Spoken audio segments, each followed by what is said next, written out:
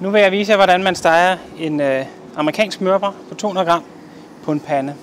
Vi har valgt at stege den udenfor på et gasblus, men man kan også stege den indenfor på gaskomfur, elkomfur eller induktionskomfur, alt efter hvad man har.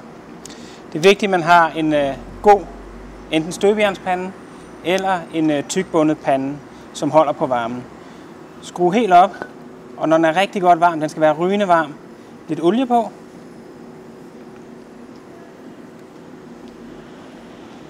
Og så bøffen på.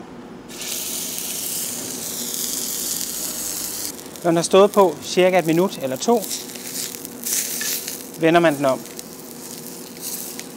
Og igen, lad den stå og stege. Det er vigtigt, når man steger, at der er fedt i panden. Hvis fedtet ligesom er ved at forsvinde, så kan man give den lidt ekstra. Når man steger mørbrad på panden, kan man med fordel lige vende den om og stege den lidt på kanterne. Når mørbraden har fået stegeskorpe, skal man skrue lidt ned for temperaturen, så den står og steger stille og roligt. Ellers kan den godt gå hen og blive tør. Man kan med fordel komme en lille klat smør ved, når man har skruet ned, men først når man har skruet ned, og lade den stå og stege i det. En 200 grams mørbrad skal have 5-7 minutter i panden, alt imens man vender og drejer bøffen. Både på enderne, men også lidt op på siderne.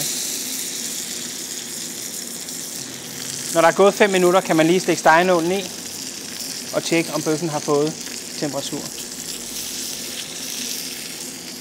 Den skal føles varm på læben. Så skal den stå og hvile i 4 minutter, og så er den klar til at blive spist. Salt og lidt peber på. Så har mørbraden hvilet i 4 minutter, og så er den klar til at blive serveret.